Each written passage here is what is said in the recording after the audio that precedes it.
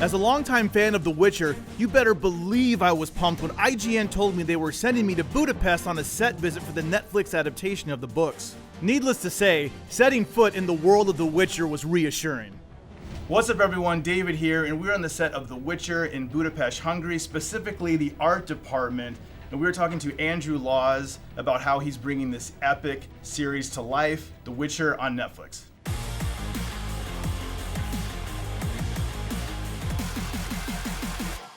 It all starts with the writing.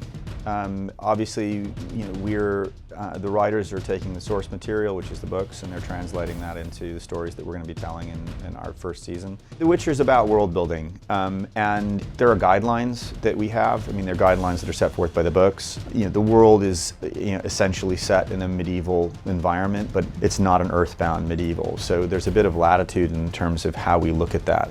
I thought you'd have fangs or horns or something.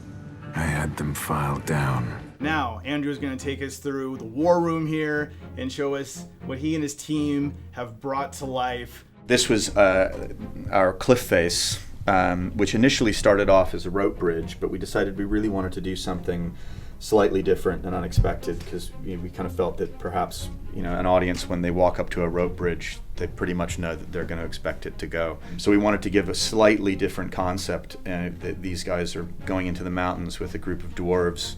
The dwarves have a shortcut to get around the mountain.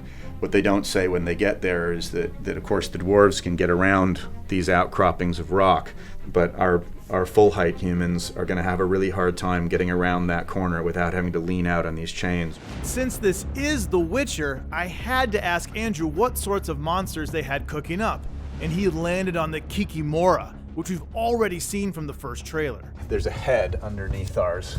The idea being that when it reared up, it had a child's head underneath it, but it was very difficult to do that in the way that the fight was going to happen. So we had to sort of adjust that, and it's become more the head on top. Andrew stressed he and his team are committed to maintaining cultural impact with everything they create, including the castle and keeps. We did our last sequence, the big finale.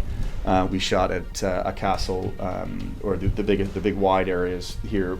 We shot at a castle named Ogrodzienek in Poland, which was just a perfect backdrop for us. I managed to convince Netflix to let us see their elvish keep, but on the way, we got a little sidetracked by a familiar location.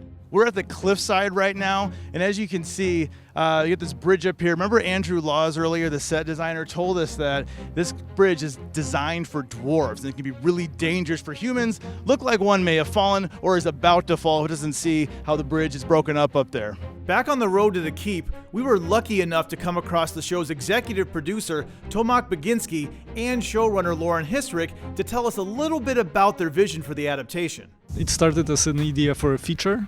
So we thought, okay, maybe let's do a feature from those beautiful books. But then we realized that the amount of material and the stories are so deep and so dense that doing it in an hour and a half or 2 hours would be just waste of material. There's so many books. There's the 2 books of short stories, then you get into the saga. The problem with the short stories is that there's no real narrative thread through them. And so one of the things that we had to do was string those adventures together and think about the right way to present them so that our Geralt in season 1 has a journey from A to B. Viewers will be surprised because we switch around the order of a couple of things as we were sort of building out the journey. We are developing a wholly new world in terms of visual. We are also much closer to the books in terms of, I think, the tone. So there will be quite a lot of differences between the games and the TV show. Obviously, everyone knows Geralt. He is the Witcher. But Ciri and Yennefer are equally important in this story. So I started to think about how to approach the stories where all 3 of them were main characters, and we didn't just look at everyone through Geralt's lens.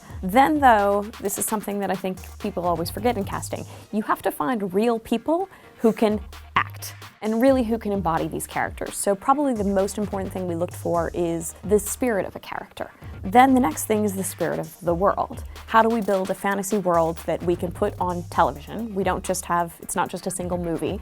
We have to be able to make this over multiple episodes and keep it. It was also, how can we do it as realistically as possible? The most important thing is for us as storytellers to continue paying attention to the story and let that be our guide versus some sort of arbitrary end that we've already decided. The world of The Witcher is a massive one, and seeing them bring it to life was jaw-dropping. From page to reality, seeing the continent come to life was like stepping into a portal to another world. Thankfully, I won't have to wait long to return. For even more Witcher, IGN's got your back. We're debuting exclusive videos for Netflix's The Witcher all month long. So make sure you follow and subscribe everywhere you like to watch IGN.